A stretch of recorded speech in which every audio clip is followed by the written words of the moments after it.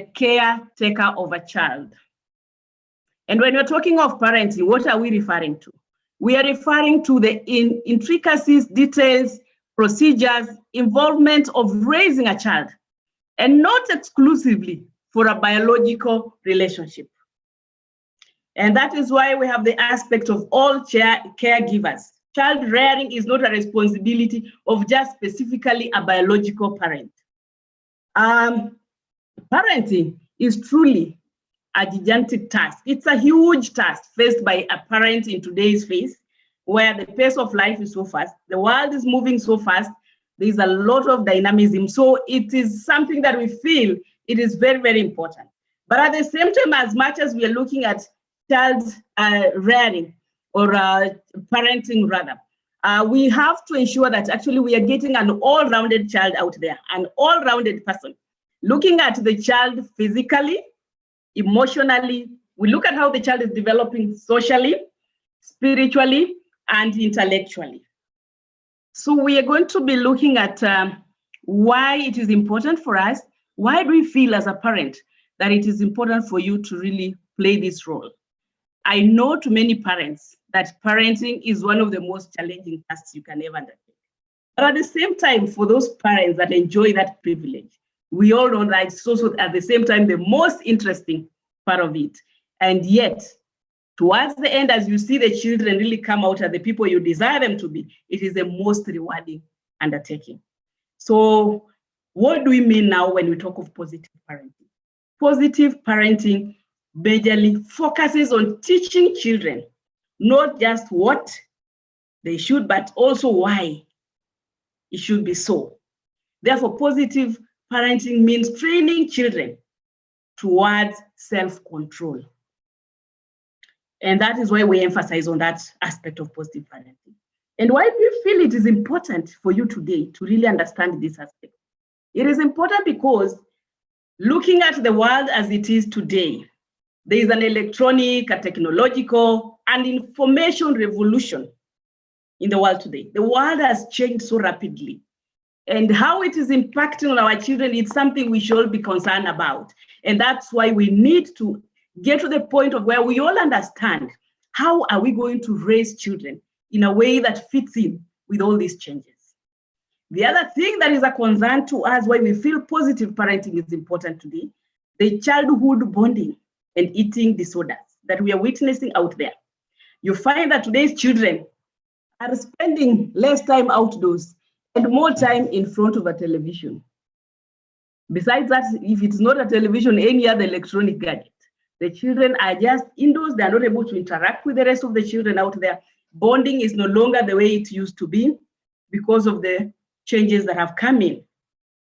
Then the other aspect is poor diet. Poor dieting. Kindly maybe go back. Poor dieting. We have children whose diet majorly is junk. They have less activity. The children who cannot go out there to play, but they will eat and eat in front of those TVs. And all that are eating, it is junk. And we are ending up with cases of childhood obesity. This is excess weight, which you would manage when children are actively engaged out there. So therefore, these children, parents should encourage children to eat balanced, nutritious meals. And it starts with the parents. It starts with training. And that's why we need the positive parenting aspect. To encourage our children to understand even why is it important for you to eat a balanced diet. For example, things that you find children avoiding to really eat are things like fruits, vegetables. They will want to eat cakes and all those things that are sweet to them. Then they need to be guided on drinking water. As it is, we are all told that you need at least 8 glasses of water in a day. But when you look at the lifestyle of our children, do children really understand the importance of taking water? And are we really training them to do that? So you find children prefer soft drinks. A child can drink liters of juice, but they will not be able to take even a glass of water without really being asked to take it. But for the other one, they will just voluntarily go and serve themselves. So that is the other issue we feel that we need to understand the aspect of parenting. Then next, yeah, we feel that parents need to set personal example so as to encourage children to stay active and to live a balanced life. We have parents today who are also either glued to television, glued to computers, glued to internet. So the time for outdoor activity is not there. So there is no way a child will do things they've not seen their parents do. We, as a caregiver, you have to train a child to be active out there. You have to train children that there is time to be out there, to engage with the family, and even to exercise. But if the child will see you glued to a computer or your phone, you on the internet, they'll do the same. Then parents should encourage children to play on a regular basis in the open playgrounds. And with availability of time, particularly like weekends for parents that are busy, you should always purpose to spend time with them. This will help you, particularly in creating the open lines of communication and building an excellent bonding with your children. So it is really, really important for you to get out there. Let children appreciate the external environment, the environment out there, seeing the plants, seeing the grass, seeing the water, just seeing the birds of the air, and just experiencing the wind and even understanding. We have children today, when they step out, when the wind is blowing, they even wonder what is happening. The world is coming to an end today. So we need to expose our children to all this. Then the pros, the other issue that is really making us to emphasize on positive parenting is the pros and cons of the internet. The internet, of course, we all understand, is a magnificent educational tool for our children. It provides them with access to information and knowledge. Like today, with the challenge of COVID, we have a lot of online learning. We access a lot of e-learning material, and it is good. Internet is good to that extent. But at the same time, when you look at it on the other hand, internet is also one of the most dangerous tools that children can get their hands on. With just a click of the mouse or a button of something they press, a child gets access to different sites that have sometimes adult content. Children's internet time. Failure to really looking at the aspect of parenting, you will find that the children will get themselves too much information, overload of information that is not age appropriate, that is not necessary for them. And you'll find children, they've just gotten out of the way. Then the other thing is that we need to ensure children access age appropriate content. So as a parent, you should be concerned. There's a way you can even connect those gadgets to ensure that what they access can even reflect on your own mobile phone, so that you know where exactly are these children visiting to access what level of information. Is it something that they should be doing? And if not, now you pick up from there to see how you guide them. But with the proper parenting, the positive way of parenting, you'll be able to guide children. Then, of course, the other issue that is pushing us to really emphasize on this is the increase in stress levels of families. One is due to financial pressures. Another one is just domestic violence.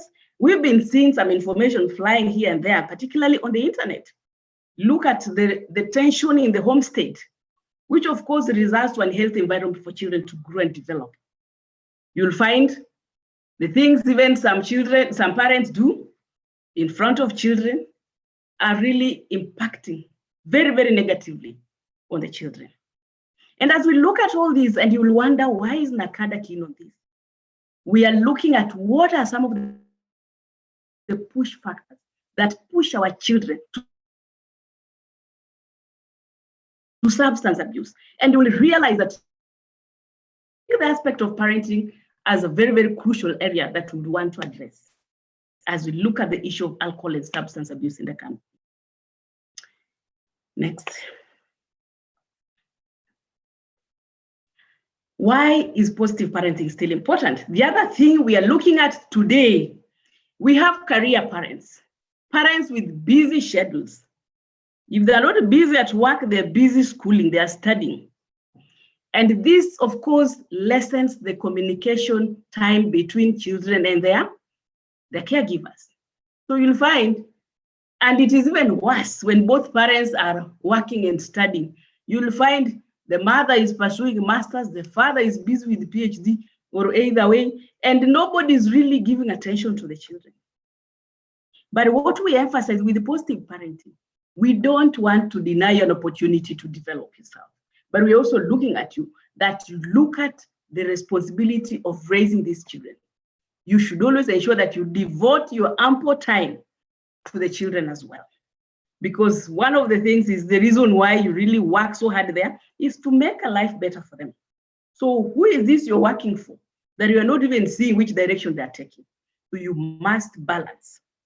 Because children, as they live and they grow, this is how they develop. As I talked about, they need to develop socially.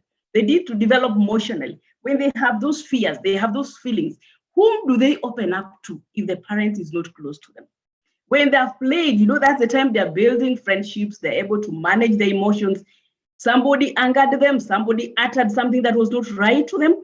And if you're not there as a parent to be able to listen, because you need to be there to really listen. Even when you spare time with them, even if you come from work, they tell you, today when I was playing so and so called me this, I'm a big head. Somebody called me, I'm this bad shape. Somebody said, I'm this and that. It is you to help change that. It is you to help change that, because otherwise it works on their self-esteem. And when a child, of course, it affects their self-esteem. It goes to be, some of them now look out on drugs and substances to make up for that. And so therefore, as a parent, you should really be keen at ensuring the home environment is one that is really embracing children to grow in a healthy way. Let love manifest in that home. Let laughter and fun be there. Let peace be in that home. That is how children learn to be happy, learn to appreciate, so that when they come outside there, school and other places is just an extension of what happens at home. They'll carry the values and everything from home to the environment outside home. So as a parent, you have a lot to do to ensure that we get out there children who are able to cope and cope better with the changing world. Yes, next. Then also we are looking at why positive parenting. Looking at the scenario currently, COVID-19 landed here. It did not prepare you in advance, but as a parent, you have to adjust and see that you manage the challenge at the same time, looking at it that you need to see a child who is growing in a manner that this positive, the COVID-19 is not going to really interfere with their well-being as such and even their growing up. Because COVID-19 will come and will go. COVID-19 will be managed at some point like any other virus. But what becomes of the lost time? Because a child every day is growing. As they continue to grow, they grow with all that is passed to them. If it is values, if it is respect, if it is self, whatever, they grow with all that. So you will not say, now I'm waiting for COVID-19 to be over to make up for the lost time, to make up for that. You will not. Because as the children grow, they also develop and mature with whatever they understand. So parenting is not easy currently.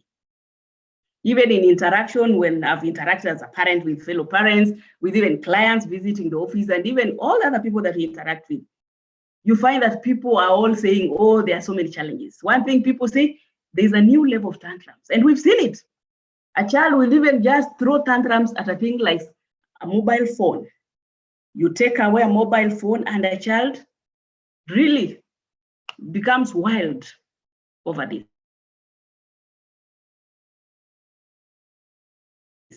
There's a lot of fighting because these children to come up with better ways of managing the time of our children. When they're in school, of course, they are managed through a curriculum and a schedule, a timetable that children follow. But what sort of arrangement is at home? As a parent, if you don't put things in order, so you'll find children fight and do everything. They develop these emotions. Nobody helps them to handle anger. Nobody teaches them to handle, sometimes disappointment and all that. Children are growing up in an environment that they feel things must just work their way. And you're also looking at COVID-19, the challenges it's posing to you as a parent, and you feel that things are just getting out of hand. And today, as we work, I'm also happy that COVID-19 has brought an aspect out where parents and caregivers are now appreciating even more the work of the teachers. I remember with the children staying at home, we all witnessed what was happening. Even by the time they were going back to school, how many children did we see become teenage mothers? So many of them, so many delinquents. And of course, we now appreciated there's a crucial role, an important role that the teachers are playing. But a teacher is there to deliver curriculum as much as they are guiding your child. They cannot play the parental role and responsibility. That is your responsibility as a caregiver, as a parent. You must ensure you help your child out. Today, we are also appreciating house girls. Previously, house helps or house managers or domestic managers, whatever name you'd want to call them. Previously, people used to see them as just fellows who come to your house, work, and you pay at the end of the month. But today, as we talk, people appreciate that responsibility. And that being the case, we also need to challenge ourselves. The house help you have, how much equipped are they to ensure that they guide your children? Because if you are there absent as a parent, what do you expect at the end of the day? You must participate in the upbringing of your children. Then the other thing is with this COVID-19, we are looking at children and we are saying, even as you say that I'm raising my children in the midst of these challenges, I have a lot to do, I have frustrations here and there. Remember, you're raising not just a child. To be an adult and be called an adult who gets a national ID or a driving license in this country, you are raising a future parent. Remember, what this child is carrying as values and everything will be passed on to their own children. So remember, you're raising a future parent. Don't just see them, don't look at them as somebody who is now 15, 16, 17, 18 years, 19. You're looking at somebody tomorrow whom you expect to be a responsible parent. Then when it comes to the issue of alcohol and substance use, of course, parents during this COVID period, majority of them transferred their drinking habits home. And you are literally decided to make a bar in your house. So you will drink. And once, of course, you get intoxicated, we all know there are certain things that happen. It impairs your judgment. You will not be able to reason and carry yourself with decorum the way you do when you are sober. So in that very house, you will find a parent imagining everybody in their house is a waiter. And you display some character that is not really pleasant. And then the other thing, you'll find when you're doing all these things, you think when you sober up tomorrow, of course, the guilt will be with you. The shame and everything. If even people closest to you will share that this is how you behaved in the house, how will you be able to deal with that kind of guilt? And then what are you trying to tell the children in that environment? That when you grow up, what do I expect of you as a father or a mother? Then what are you, that kind of shame, even children will be looking at you with a lot of disrespect. How will you expect them to respect you? I can point out a scenario of a case. In December 2020, a parent got intoxicated in the house and forgot he's in the house. He was actually drinking from the bedroom and decided to walk to the living room. The sitting room, the children were there watching TV. And he forgets, he comes there staggering and behaving in a very funny manner and decides to grab one of his daughters. That you are not living with my 500 shillings, you have to pay for it. So how do you handle such scenarios? Honestly, when this girl looks at you tomorrow as a father, what do you expect of them? And then, of course, it was a big issue. It was a big issue. It was even now coming to affect the marriage. Because the wife was now saying, oh, this particular behavior is not just for today, meaning this is what you usually do. So it kills trust. It destroys a lot of respect in the family. And the children see you now no longer like a parent who is supposed to be a role model for them. So as parents, we need to really be very, very careful because our children see us as examples. What sort of example are you to us? Even during this COVID-19, yes, some places, even as we speak, the bars were closed and outlets were closed. So with your drinking habit, how are you managing that? Are you transforming your home to a bar? Are you inviting parents, let's lock ourselves here and drink? What are you showing the children as they're growing? And what are you teaching them? So the issue of teenage pregnancies, we saw it in COVID. With the COVID restrictions and the children being away from school, we've seen so many become teenage mothers. You can imagine a child being a teenage mother and another one a teenage father. Where are they headed?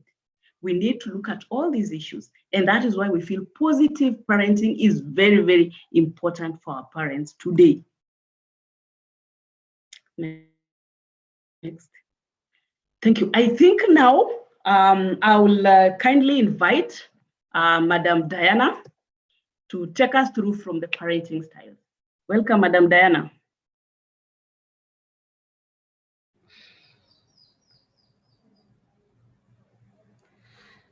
Thank you, Eunice, for that discussion.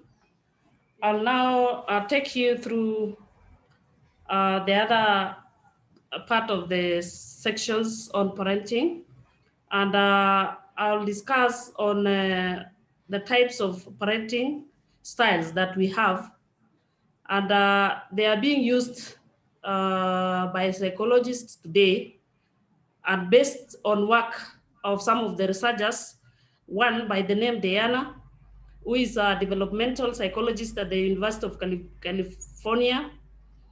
In the 1960s, Maccabee and Martin also contributed by refining the model in the 1980s.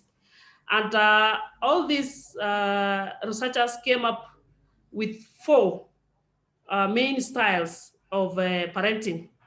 And many parents could find themselves in either one or two or three styles of parenting intertwined. And I'll take you through the definitions of each one of them and how it impacts on the child. Kindly move to the next slide. Yes, the first one being authoritative or democratic parenting style. This is one of the styles that is being recommended to all parents so that they'll be able to bring up a responsible citizen in future. And this kind of parenting style means a parent has a very high expectation for achievement and maturity, but they are also warm and responsive. This kind of parents also sets rules and enforce boundaries by having open discussions, providing guidance, and using reasoning. The parents also provide their children with reasoning and explanation for their action. They don't only set the rules, but they ensure that they give the reasons as to why. Explanations allow children to have a sense of awareness and teach children about values, morals, and goals. Their disciplinary methods are also confrontive, but it is well reasoned out. It is negotiable, outcome-oriented, concerned with regulating behavior. It is not one-sided. That is, there is negotiation between the parent and the child. This kind of style also is very affectionate and supportive. They provide their children with autonomy and encourage independence. They also allow bi-directional communication. It is not one direction communication, but there is feedback and parents discuss issues with their children. They provide their children with autonomy and encourage independence. That is, children of authoritative parents are cherished. The children appreciate this kind of parenting style as there is feedback, they share, communicate. What the children don't agree with their parents, they come and negotiate and disagree to agree. And another characteristic that comes out from this kind of parenting style among the children, research has shown that this kind of parenting enables children to be always very happy and they are contented. They are more independent and they can reason. They are not being pushed around by the parents. They are more active. They achieve higher academic success. They develop a good self-esteem, interact with their peers freely using competent social skills. They have a better mental health, less depression. Depression is what many parents are grappling with during this time of COVID. Anxiety, they are able to handle issues of anxiety, suicidal attempts, issues of delinquency, which we handle as a department on day-to-day basis, alcohol and drug use and abuse. They'll be able to know what is right or wrong, exhibit less violent tendencies, unlike other children who are raised in other styles of parenting, which I'm going to share as we move on. They are very secure and attached. They are very secure and attached to their parents, and also with their peers and everyone they are socializing with, they will not have a problem.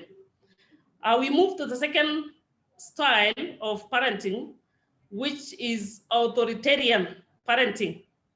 This is where there is high level of parental control and low levels of responsiveness. Characteristics of authoritarian parents also enables, they have similar names, they have several important differences in parenting belief, demand, and approach. While both parental styles demand high standards, authoritarian parents also demand blind obedience. They don't want children to question why they should perform or they should behave in a certain manner. And they will always they will not allow children to question anything. They will only dictate as parents. And they will always say, it is because I said so, without explaining why you are saying so. They only allow one way of communication. There's no two-way communication, and there are only rules and orders without consequences to discipline the children. Any attempts to reason with them are seen as back talk. They do not allow children to reason, negotiate, and discuss issues. These parents use stern discipline and often employ harsh punishment, such as corporal punishment, which has been an issue, and many parents have been complaining that we need to implement and bring back corporal punishment in schools, which is not the case. We encourage parents to discipline the children in the right way, negotiating, allow children to participate in decision making, and not always meting corporal punishment on them. Corporal punishment among authoritarian parents, they believe it as a way of controlling children's behavior. Their disciplinary methods are coercive and domineering always. The child is never heard, he is there to be seen and not to be heard. Authoritarian parents are unresponsive to their parents' needs and are generally not nurturing. And this type of parenting is discouraged because it is not allowing the child to have a space to communicate, to be able Madam Diana, kindly allow me to request. Madam Diana. Yes. Yes. Yes.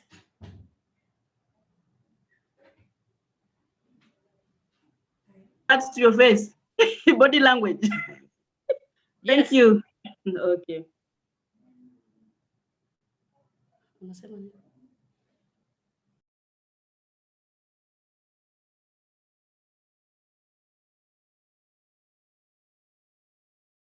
You're done with that? Just sorry, please, Eunice. The camera, kindly proceed. Okay. The participants are requesting you adjust the camera. I think. Yes. Sorry. I hope it is clear now. Yes, it is. Yes, is it clear now? Thank you. You're clear now. Yes. Just proceed. Yes. Yes. We are moving on with the authoritarian style of parenting, where the parents are unresponsive to their children's needs. They are always the ones to make decisions and do not allow the children to give opinions. Please continue.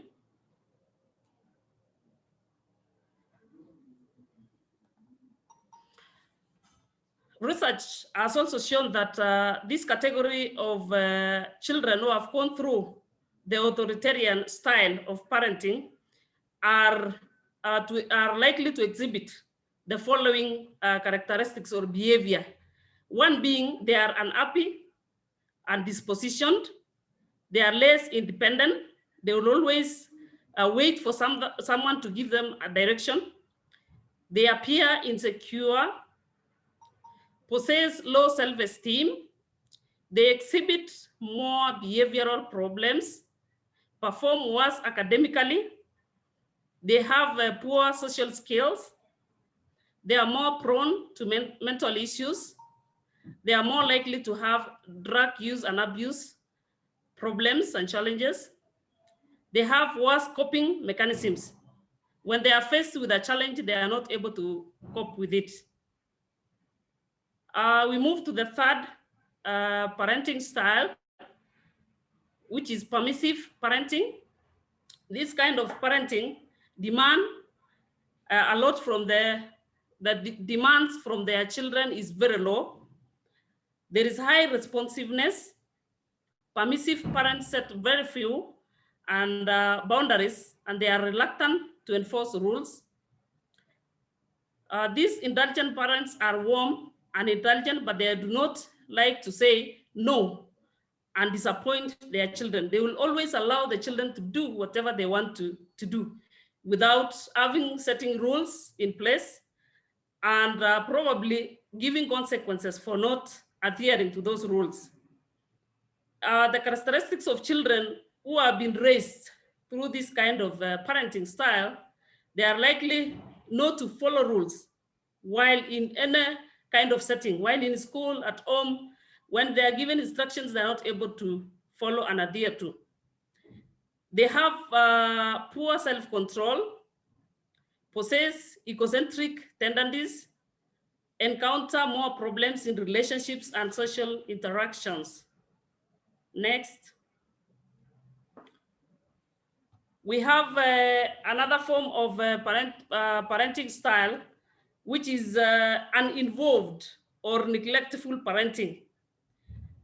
This kind of parenting is it's low in, it's not demanding, low responsiveness. Neglectful parents do not set firm boundaries or high standards. They are indifferent to their children's needs and involved in their lives. These uninvolved parents may have mental issues themselves, such as depression or physical abuse or child neglect when they were kids. You will find that this kind of parent may neglect the child willingly or unwillingly, sometimes because of the challenges that they are going through.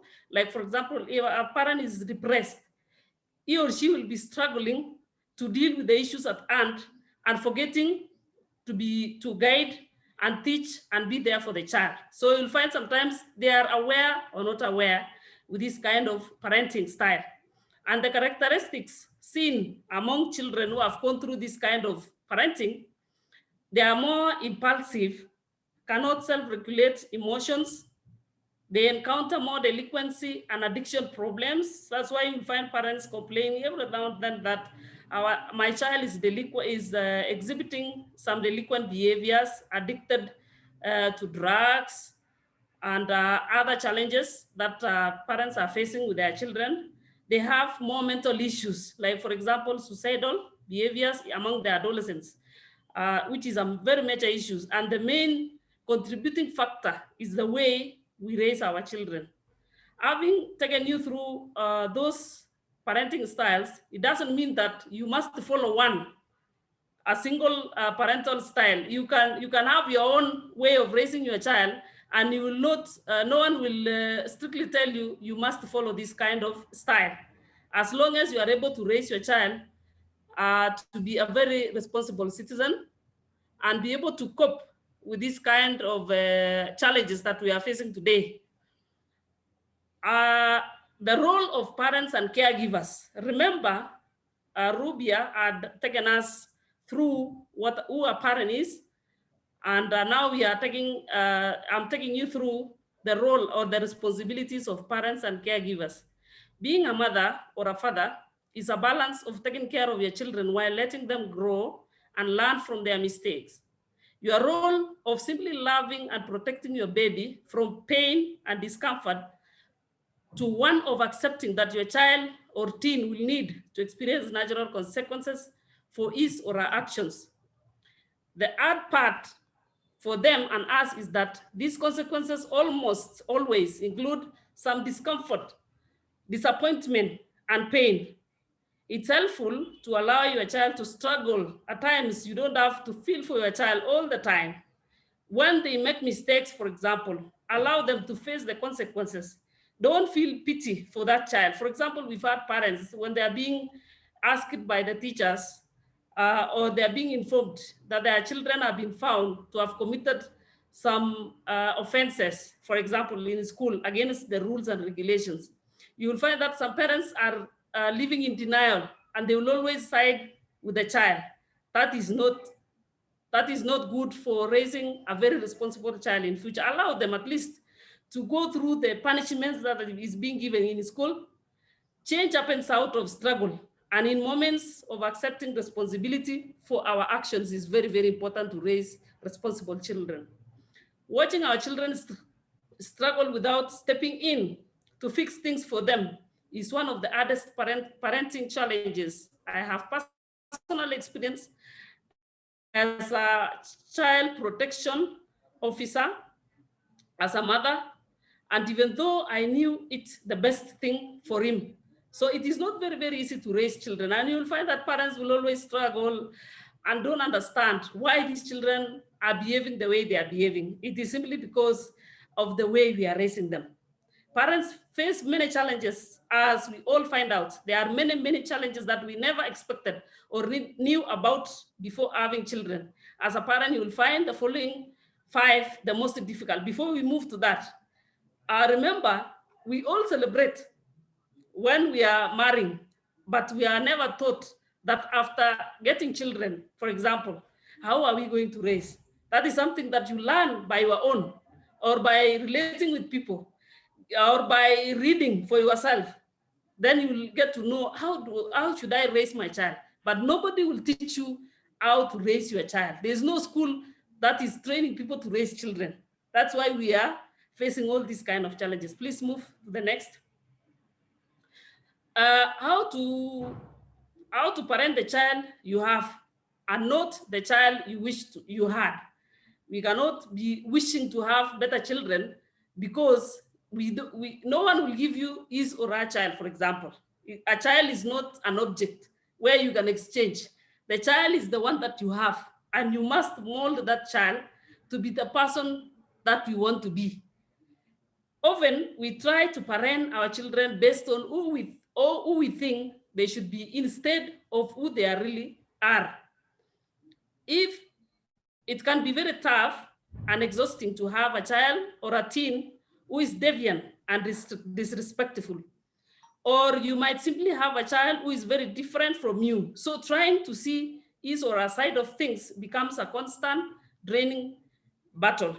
Remember, parents will always wish that their children behaves in a certain manner.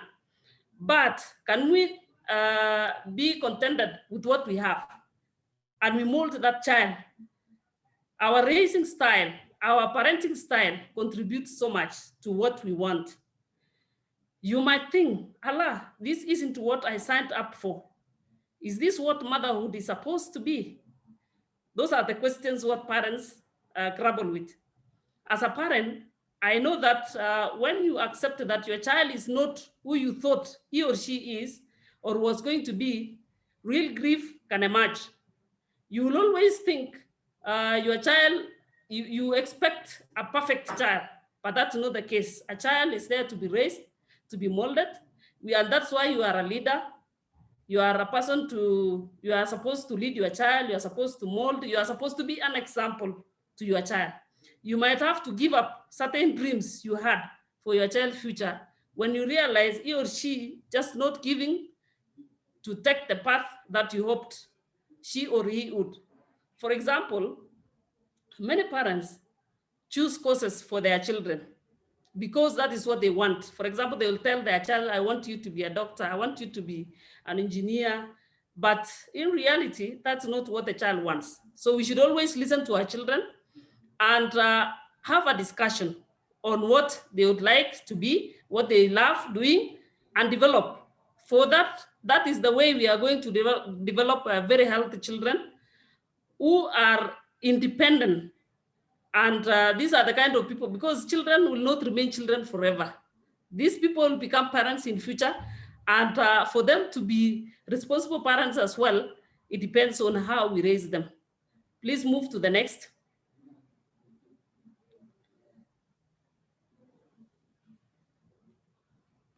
Next.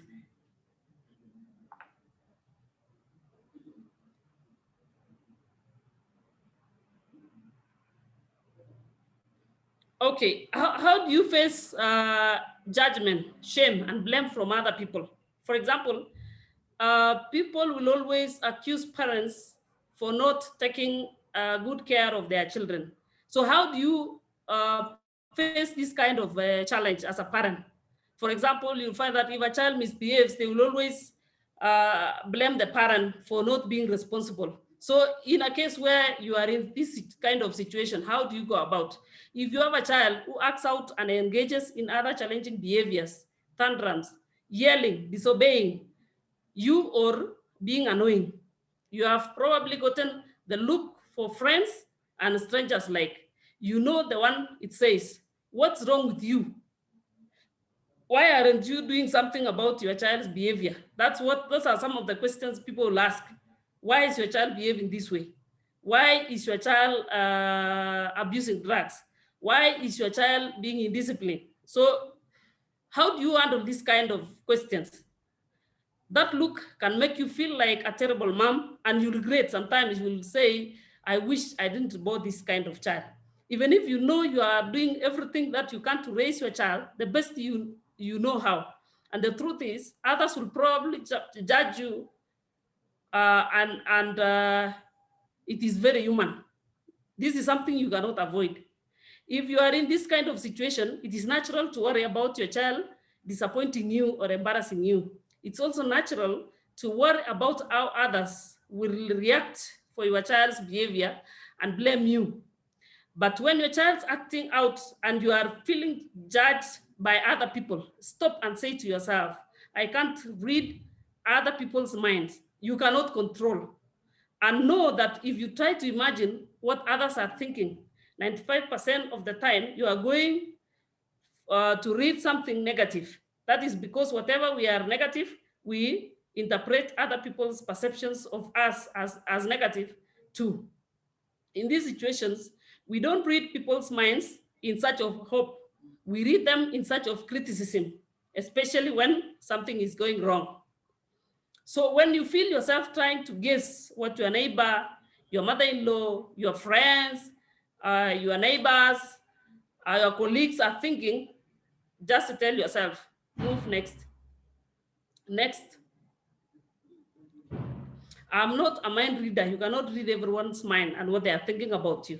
I don't know what they are thinking. Stop the tape that is playing in your head and move on. This is only part of the process of learning how to engage in positive self-talk. You talk to yourself, interrogate yourself. Is it necessary to think what other people are thinking about you? Or I'm talking to yourself in a way that promotes calmness, hope, rather than panic. So it is important to talk to yourself, and you should not bother of what other people are talking about you and your child. That way you will continue raising your child positively. Coping when a child says, I hate you, mom or dad. I'm sure most of our parents have come through this kind of behavior from our children. And you feel so sad that your own child can talk to you like this. One of the other things that parents face is when their child is mean to be rude, disrespectful, and your child may have always been this way. Or the change in their personality might have seemingly happened overnight. Perhaps when they hit the preteen years, one day your 10-year-old loves being with you, for example. Then the next day she's screaming, I hate you, calling you names and refusing to go anywhere that you would wish them to go. The words I hate you, for example, can have the power to reduce your parents to tear or anger. For example, you will start crying and not believing that such kind of words and kind words can come from your own child. It can make you feel like you have failed as a parent. and wonder where you went wrong in raising your own child. Children know that saying these kind of words can paralyze a parent during a fight, which is why they use this kind of tactic to get what they want. So we should not give in always to what our children are pressurizing us to do. As hard as it is, try not to personalize your child's behavior. And even when they say that they hate you, when you personalize things, it makes it very hard to be objective about how to respond to your child in the moment. A good thing to do when this happens, for example, is to stop breathing instead of a knee-jerk kind of reaction and respond with something like the following. For example, we are not talking about that right now. We are talking about the fact that you need to do your homework. That is diverting that kind of aggression. Wash dishes, for example, cook, to fetch firewood, and any other responsibility that we wish the child to do. Next.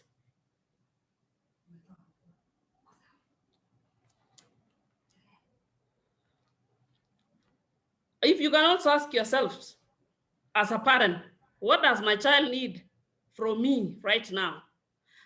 It might be some space, for example, or it might be for you to follow through on the consequences you issued. But remember, try not to take these words from your kid personally. Don't personalize the issue. Try to understand your child, but be firm as a parent.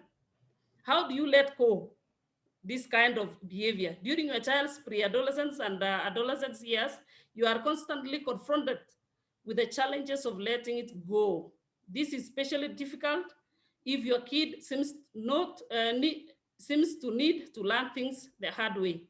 A natural part of an adolescence is risk taking. Most of the adolescents take risks, which often results in breaking rules. Remember, as a parent, you will set rules, but at times, adolescents, uh, they are exploring and they are likely to break the rules, and they picked a very inappropriate behavior. It becomes extremely important. It becomes extremely important as a parent to be able to disconnect from your emotional response to this kind of behavior.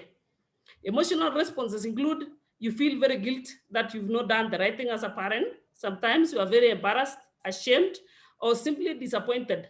As parents, when our kids get older, we need to pull back a bit and become coaches and teachers. While we let our kids begin to play the game of life, we should allow our children to be. A child will always be a child. We should not stress ourselves just because they are still developing. They are trying to explore. So as parents, we still love our children as people.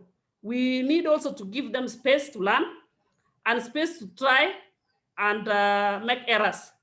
Children can never be perfect. Even when we are allocating responsibilities to our children, they make errors. We only need to encourage them to improve on areas where they have not done very well. As painful as it is to accept sometimes, our children are born to move away from us. There is a sense of grief that goes along with this. As a parent and as well as a children officer, I have experienced it myself. It is important to remember that this work of caring for our children while they are constantly separating from us and becoming individuals can be stressful and very demanding at times. We have some things that parents should teach their children. For example, these are some of them. One of them is value for oneself. Teach a child to value himself. The children to respect themselves, self-worth, respect their bodies, self-image. Teach a child how to obey, to observe, to serve, to forgive. That sometimes you fail, but you need to keep trying.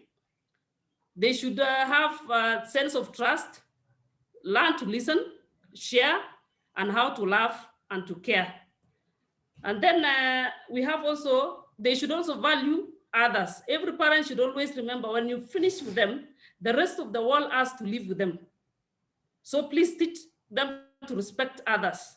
Children should know every human being as worth and deserves at least some fundamental levels of respect and guidance. For example, teach them empathy, teach them the heart of making good friends and how to keep them.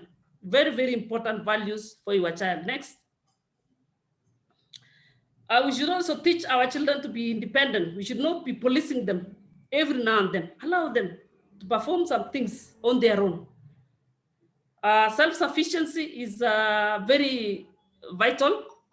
We have this enhances intellectual independence. Children will be able to think. You know, sometimes parents think children are very, for example, of a certain age are not able to perform some duties. But if you allow them to do for themselves and think and even plan, they can make decisions and you'll be surprised.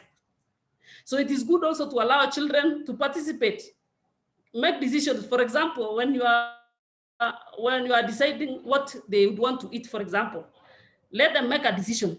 Then you allow them to continue and come up with how they are going to do it.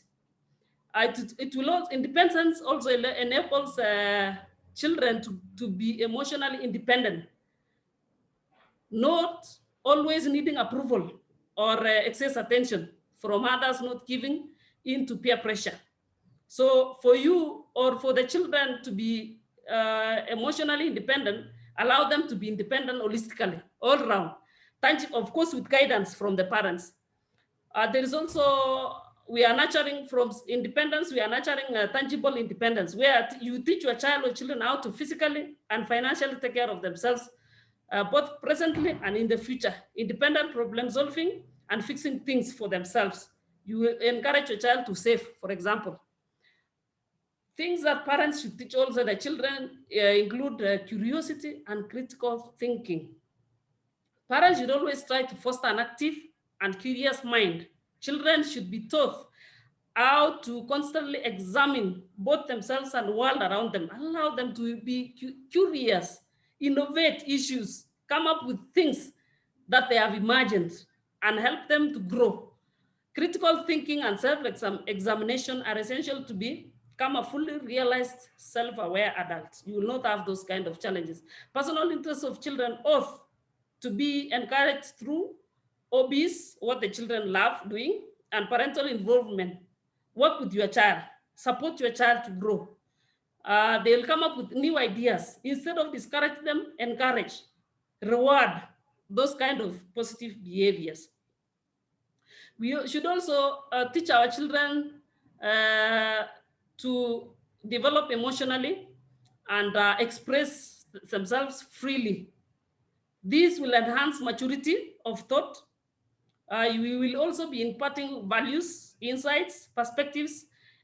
Is part of this as instilling an aspiration to always seek out a deeper understanding of things and discern underlying meaning. Teach them how to manage anger. We've had parents complaining of children who are not able to cope with anger, happiness, fear, sorrow, disappointment, success, failure, and many other kind of behaviors related to emotions. Self-expression. When we develop our children to have self-expression, we are encouraging our children to do so that either via communication or an outlet such as art, drawing, vital lessons, and many other practical situations where it encourages the emotions and self-esteem of the child. Self-discipline, for example, is an expression of self-respect. If you cannot respect yourself as a child, will you really respect other people, your peers, the elders in the community as the role of a child? Teach children self-management skills, for example. They should not only rely for people to control them and micromanage. Instead, they should be able to manage themselves and the issues surrounding them. Next.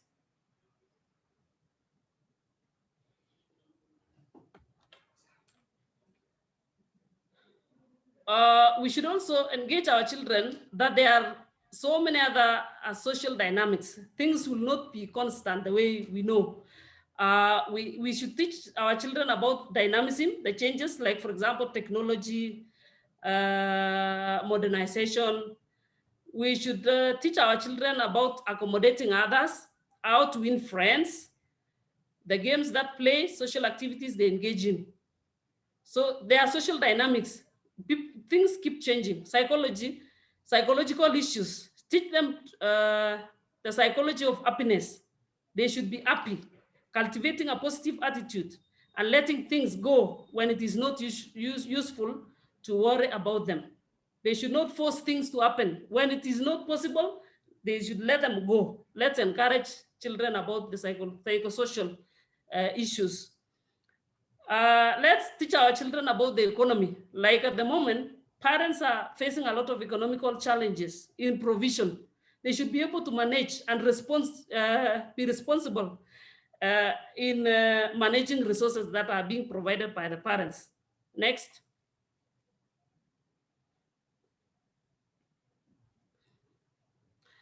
Children should learn not to waste money. They should learn why the parents have really worked very hard and be responsible. Teach them about saving, which I had already mentioned, and sticking to the budget. Teach them to live within their means. This way, we are going to raise people who are very responsible in future, because remember, a child will not remain a child forever. They should be optimistic. There is a lot of positive reinforcement when a child can do something well. Let's encourage them. Let's reward positive behavior. Not every child is going to be a soccer, for example, star or an athletic champion, but there are so many other things or areas to shine out there. So we should not pressure our child into education, for example. There are some things that they can do and succeed in life. So let's encourage that, nurture that, and enable them to be successful citizens in future. Let's be an encouraging parent. Teach our children, develop the spiritual, refer to biblical principles now, depending on what religion that the parents subscribe to. The 7 godly parenting, this is according to the Christian parents and children. Of course, there are other religions like Muslim, Hindu, and the others. Love and honor God above all others. Very, very important. God is always God. No need for you to step in his place. The biblical role of parents is to be a steward of his children. Only God knows what each child was created to be and to do. So every child is very, very important. And we should not provoke your children, for example. Don't provoke your children so they won't be discouraged. That is according to Colossians 3 verse 20. That doesn't mean you have to avoid making our children mad at all costs. We should say no when it is necessary. Children get angry, for example. What makes your child angry in the moment might be what is best for them. For example, taking away a television, you deny them some privileges, like a TV remote from a child when watching TV instead of doing homework. So you should also the children should learn to set priorities over watching TV and doing homework. Which one should come first? Let's encourage that positive kind of behavior. We should always continue teaching God's word. And of course, there are parents who also subscribe to other kind of religions, but let's teach our children spiritual nourishment. Train your children to follow Jesus. It is still spiritual. Be humble when handling your children. In all that we do, we honor Christ. We do it with all our lowliness and humility, with patience. Patience is also there in the Bible. So as we teach the children on what is happening, we should also relate to their spiritual teaching. Next.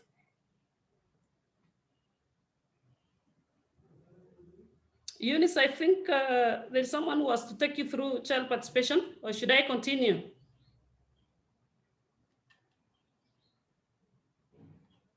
Hello?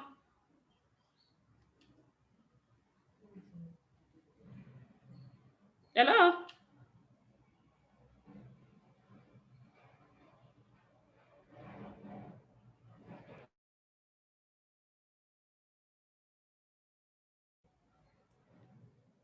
Hello, Eunice?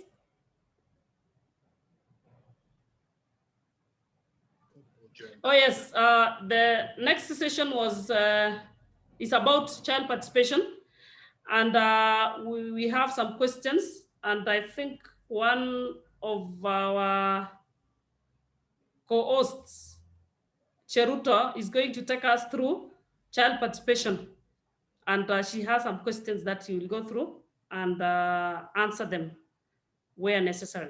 Thank you so much for listening to me. God bless you. If you have questions, please use the chat box, or you can raise your hand and I'll be able to answer them. Thank you.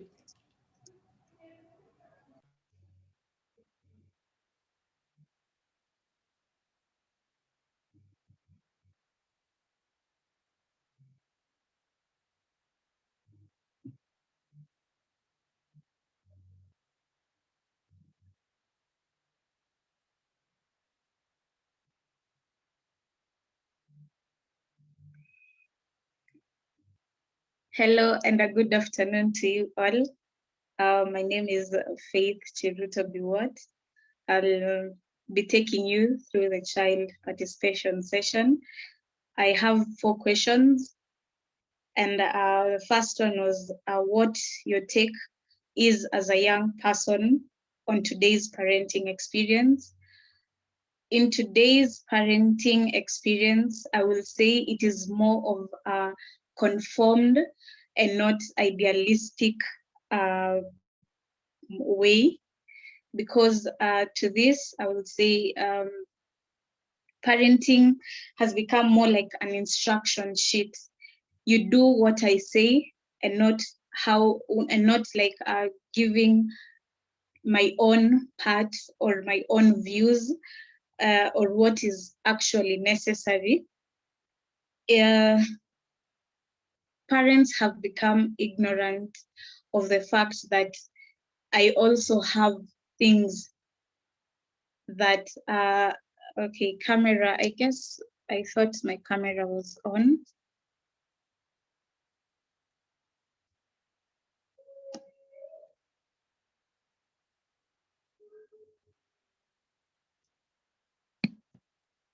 Sorry, let me just.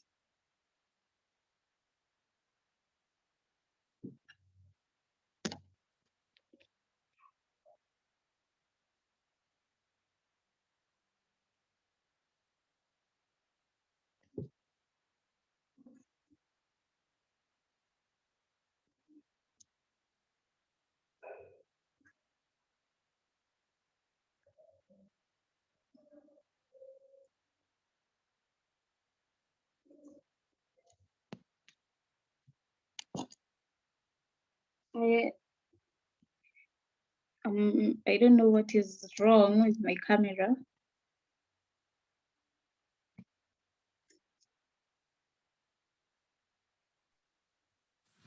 Why don't you just continue, because you may not fix it now. Yeah. The light is coming from behind you, and that is why it is not clear. Okay, I don't know how I'll be able to fix that right now, but let me just give a go on. As I was saying, parenting has become more conformed and not idealistic, because it's parents just want to say what should be done and how to make it like to look like perfect around other parents, among the society, around his or her workmates. So it actually has become very conformed. Parents have failed to understand that what works for your family may not work for my family. So my parenting skills is not actually, sometimes parents sit and think and are like, this parent has actually parented this child until he has become a doctor or a lawyer or just someone so big. So maybe if I follow the parenting skills on that side, actually it may work. But what children, everyone is born differently. So I guess what works for you, for your child, is not necessarily what will work on another person, on another child, or on your child. Parents have actually become afraid to touch on real issues in life, what actually happens when you move on. Because you get most of the time parents take children to churches, to where people to programs where people are able to talk to them. And now the child keeps wondering, why doesn't my own mom or my own dad actually give a say to about these things that I'm being told about? Is it really necessary for them to for me to follow this, and my parent is not actually involved or doesn't really tell me if it's on a necessary it's a necessary thing.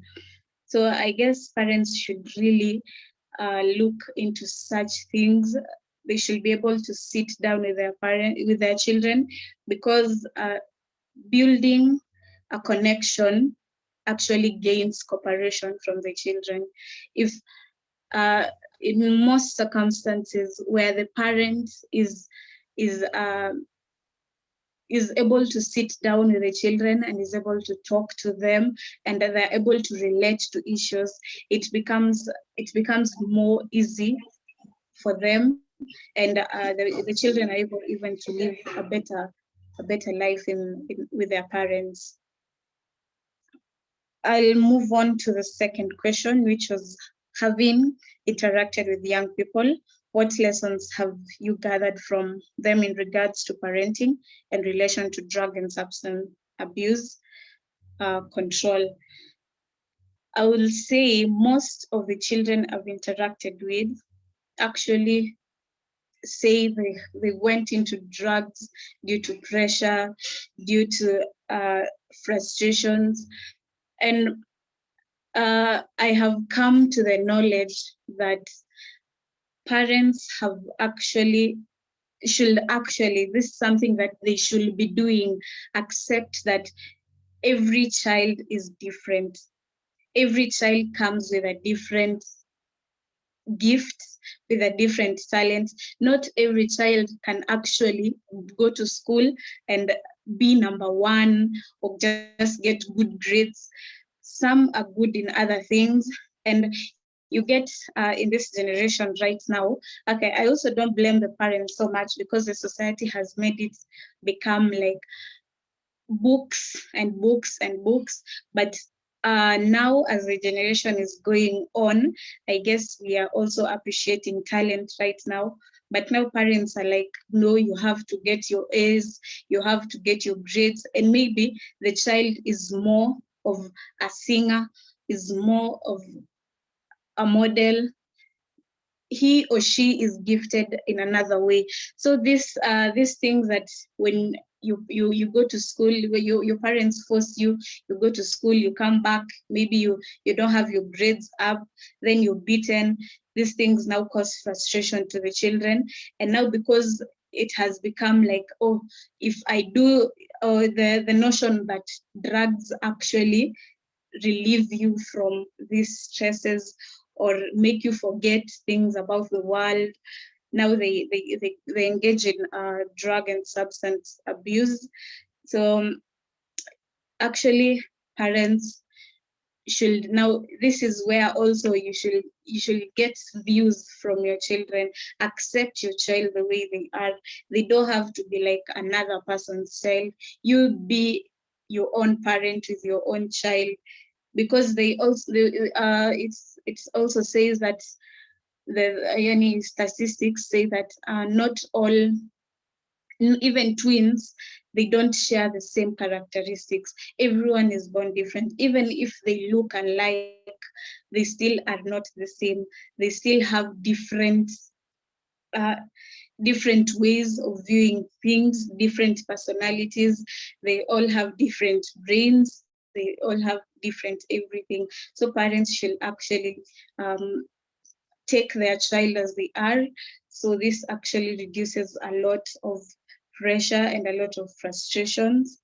And I will say violence is not always the solution to everything. Most parents actually prefer, okay, they in a way of how can I put it? In a way of, they want to punish the child for whatever he or she has done.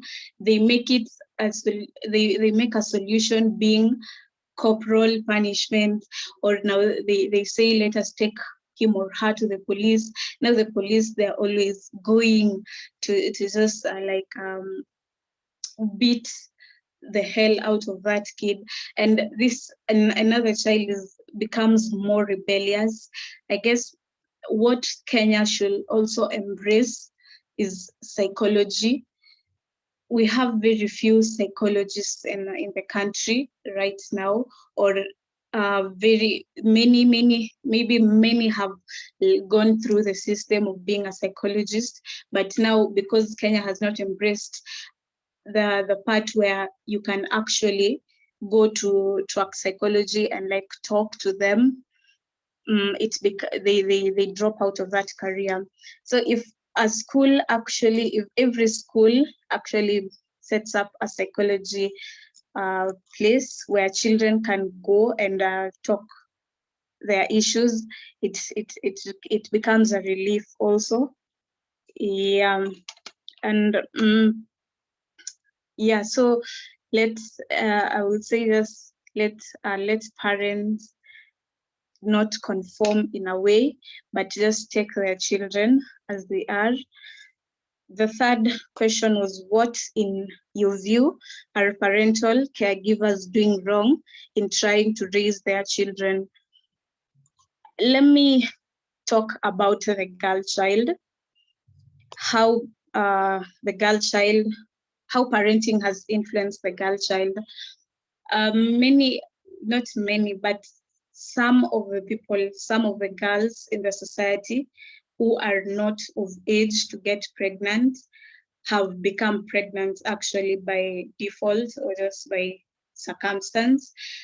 And the funny part is that when you go to your parents have actually supported abortion, that when you abort, actually you're more accepted back to the family than when you deliver actually the child. So most of the time, actually the funny part is that parents can actually sell their land just to be able to pay for this abortion. And after they've done the first abortion, not knowing that they've killed the child the child morality, they've killed the child conscience. It has become a big deal to the child. But now because you don't want my neighbor to think that I have not done my parenting well, I have not done what is supposed to be done, so it becomes an issue, and you conform to actually aborting. Now the first year you abort the first time, the second time again the child comes pregnant, and now you realize that this thing can still happen even if I abort, so you don't abort. Already you've made a mess of 4 generations of a child by just supporting the abortion. So if now what is wrong in today's parenting is how parents actually are supporting abortion, and how parents are actually collaborating to abort the child, because we are all humans and we all make mistakes. We were born into sin, so things happen, and that is not the end of life. So aborting actually brings a lot of it brings a lot of pain and to the girl child. And I will give an example of Mary in the Bible. She was the mother of Jesus, and Jesus wasn't born in a certain way of family as how we are actually portraying it right now, that you have to be born in a nuclear family and all that. But Jesus being born in a family where Joseph wasn't actually the father is an indication that a child can be born and it's not a mistake. So actually the society should now come to fact that it is not wrong. Things happen. It is fine to teach. It is fine actually that you should wait up to marriage. But if it has already happened, what do you do in that situation? Now you have to act accordingly, and not like just out of you just feeling that, okay, if I do this, it will solve the situation. You act, if I do this, actually, it will also help in the near future. The other thing is the logicality in handling issues and the consequences of how parents give their punishments. I will say, explain to your child actually why this is wrong and why this is right. Because if you just tell them, don't do this, and he or she goes out there and sees another child doing that and is like, my parents have allowed me. So he or she becomes questioning of, why am I actually being told not to do this and I can actually do this? So if you tell your child that if you do this, this and this happens. If you don't do this, this and this happens. It becomes in a more clarity manner. It comes out well. Now, when he or she goes out there and knows that I have the knowledge that my parent told me, if I do this, actually these are the consequences that might happen. It brings a more clear view, a more understanding to even the children. The environments that parents have also created for their children really matter. If I come home, Madam Eunice had said something about this. If I come home and I find you drinking, and I find you smoking, and I find you doing all the other things, it becomes a question of, is this not really wrong? Maybe somewhere outside there we have been taught in church that drinking and smoking is not good, but now I come home and find my parents doing those things.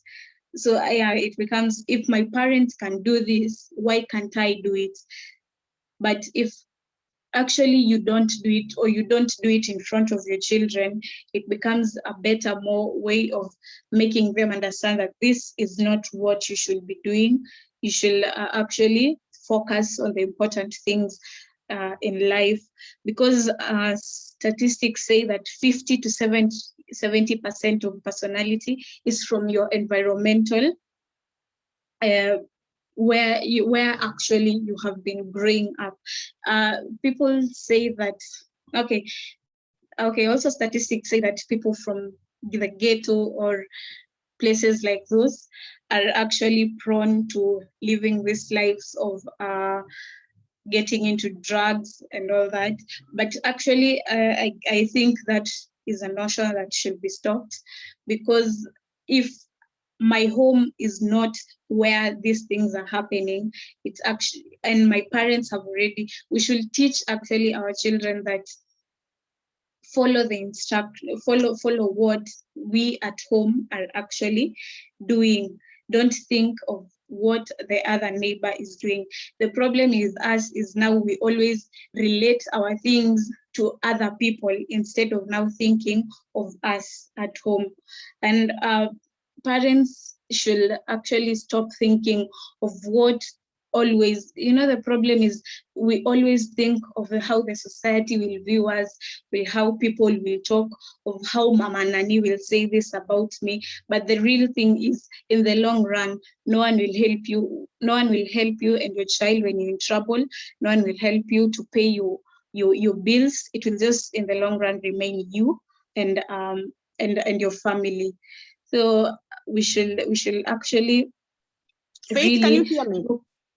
Yeah, Faith, I can. you hear me? Yeah, kindly. Yes. I want to request, because of time, if you can Yeah. kindly assist. We are really keen to really get your recommendations as well. Based on all these observations and all that you've cited out as issues that, of course, children bring out in terms of parenting the today child, what are your recommendations to the parents or caregivers, so that even as we look at the time that we are left with, so that we can also secure some time to respond to some questions. I wish to really get your recommendations to all the parents in how we can effectively raise children to be better people in society. Okay. I have one main recommendation, that is live life as where it cuts you and not how it cuts to other people or how you see other people doing their things, but live life as you and your family are being cut. Yes. I'm very grateful for the time, and thank you for listening to me. Okay. Thank you very much, Faith. I really want to appreciate you for that. I want to believe that all our listeners have picked up the perspective of the child, as in what do children think, even as we discuss the issue that affects them directly. So as we move towards, we've really spent extra time, but I wish to wind up by just saying, what are some of the challenges that we are facing today as parents? We have quite a number of them, of course, we've highlighted during presentation. We've heard from Faith, you've heard from Diana, and even as we began, of course, the challenges are many, but we just pointed out a few. One of it is balancing family and career. It's a big issue that parents should really look into. The other one is being afraid to say no. As you hear Faith bring out issues, at what point do you family as a parent say no to something and mean it, or say yes when you know that it is right? Then the other thing is a culture of blame, where today a parent is blaming another person's child is the cause of my child's misbehavior, where a parent feels that maybe it is the media, it is the, but with the upbringing that is right, our children are able to stand out there and face whatever challenge the world presents. So as parents, we really have a role and responsibility to play to ensure that we come up with children that are quite assertive out there. They cannot be swayed around. They cannot just be coerced over issues, so that they are children who are firm and principled in things that are going to help them in their lives. Then the other thing is we are looking at ensuring children receive quality education. That is the other thing that is pushing parents. We are having parents who are pushing children to extreme limits, where we want our children, as Faith brings it out, that you will want a child to be like so and so. I want you must be a doctor. You cannot be a soccer player. You cannot be ABCD. So these are all things that we feel are facing the parents today, because the way parents put glamour to children who score, like, for example, the A's, and then they will feel like those that get D's do not have any meaning. Every child has a gift inside of them. They have potential. And as a parent, we need to understand that as much as this challenge puts pressure on us, we need to see our children as unique people. Then the other thing is overload of information. As you've heard, our children are exposed to so much, and without control, without guidance, we have children who are not guided to consume what is important and necessary to them, and not just taking in everything and everything that is not having any meaning in their development and in their lives as children. Of course, the challenge of COVID-19, we've discussed it. We've just put in summary a few things that we feel are a challenge to today's parents. But as a parent, we want to believe we really have a responsibility. You've seen even where we are told we are stewards. You are a steward, a caretaker. You've been given that child. You need to do that you're supposed to do, so that you can give an account of how you played your role effectively. And that is why we emphasize on positive parenting. Next. As we conclude, of course, there are quite a number of things we want to pick and carry home. That it is difficult, of course, we really appreciate that. It is difficult for parents to figure out what is right, and the truth is there isn't a right answer all the time. It is important to accept that there are choices to make, and those choices sometimes often come with a lot of anxiety. As a parent, that is why sometimes you feel, oh, I feel like I don't want to do this. I might offend my children. I might annoy them. But if it is something that you feel is important for this child, take a bold step as a parent. They will appreciate you in future. Remember that you are doing the best you can, and that you want to be perfect. More important than trying to be a perfect parent is to be a good enough, positive parent. Then the other thing is I want us to really get to understand that you can protect your children from, you can't really be there for your children always to protect them from the bad. Because there is a principle that says once you're done with your children, they will live with the rest of the world. So you need to really prepare your child to be able to fit out there, to be able to endure the challenges that come their way. And they will be children who will appreciate you as they overcome all the challenges. Of course, your children might not appreciate you the way you are putting issues in order as a parent who wants the best for them. But believe you me, later in their lives, they will always point out and say, if it were not for my caregiver, it were not for my parents to do ABCD, I will not be who I am today. So do the best for our children so that we end up with a better society out there. We shall have dealt with a lot of challenges that we're experiencing today with our children, with our youth, and the parents that we're having today, because you're raising the future parents. I also wish to state that good children don't just happen. People invest into the process of raising children. You have to commit your time. You really have to invest into that process. They don't just happen. It is not a lagabadabra thing that children just, there's a program for children where they're shown how to do magic. So you cannot just through magic get a perfect child. You have to really get into laboring into the process of getting children that are going to be better people in society. So with that, I really wish to take us to the questions because of time. And we have quite a number of questions. I have some that I was able to note, and I believe some have been addressed too. Like there's one that somebody has asked here when I looked at the chat box, that how do you deal? What can I do if I have tried all parenting styles, but the child is still rebellious and defiant?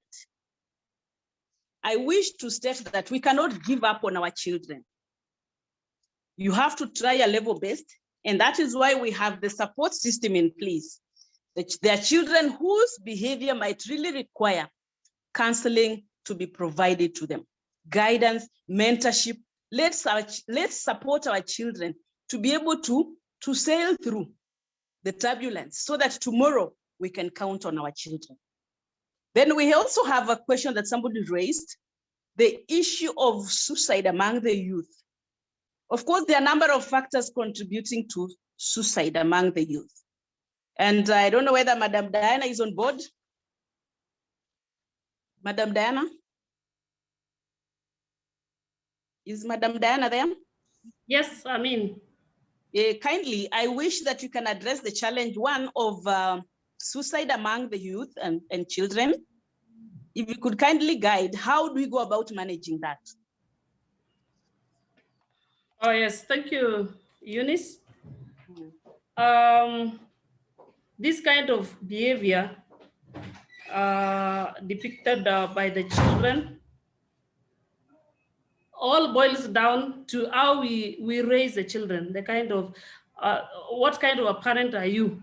How have you raised your child? Are you an authoritarian parent, authoritative, permissive, or you are not there for your child? But if you are in a position to be with the child, to help the child, be availability, especially now during COVID, parents are juggling between work, career, and we find that it is very difficult to balance. So as parents, we should balance and see that we have time for our children so that you will be able to know their behaviors that they are exhibiting. People have been complaining about, for example, COVID, that we are facing challenges, we are not able to raise our children. But can we also look at the positive side of COVID? To me, I see positivity in the sense that parents are able to go home early and be with their children, unlike before, where after work, people go to social places. But during this time of COVID, we were able to be with our children on time.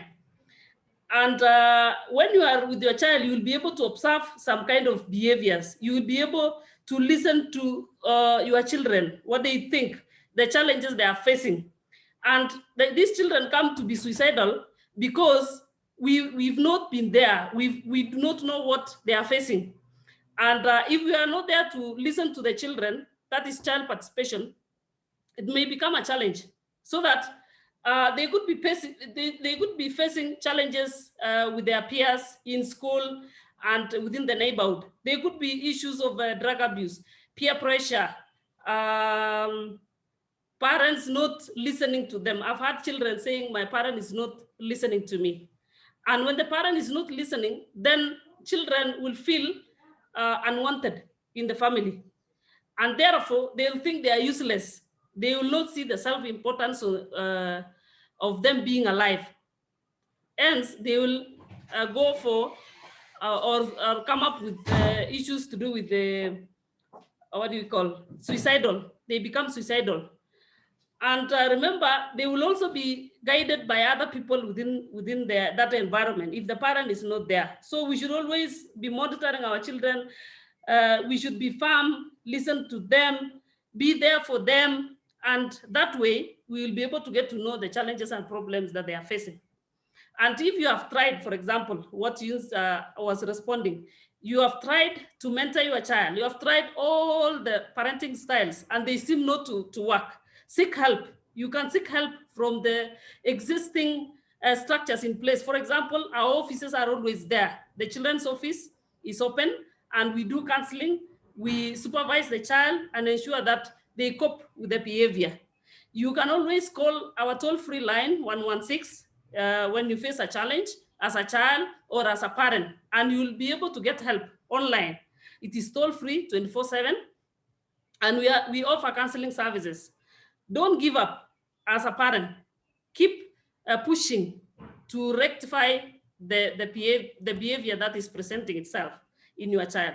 So suicidal has been a very big issue because of the parenting style. As parents, we need to be there for our children. Let's give them space to air their views, but let's not be directing them and ordering them on what to do, because also they have mind of their own. Let them be open. Once they are open, you'll be able to know what challenges they are facing. Thank you. I hope I have answered your question. Thank you, Madam Diana. I have two. I think one was that somebody was asking whether there's a uniform parenting, a uniform way of parenting children. So what I want to say is that there is no specific defined way of doing it, because you will find there are times you have to be firm as a parent, but you need to see how you can blend what works for you as a parent, because we will not want you to subject your child to a certain specific style and end up with a child that is not really turning out to be what you really aspire that particular child to be.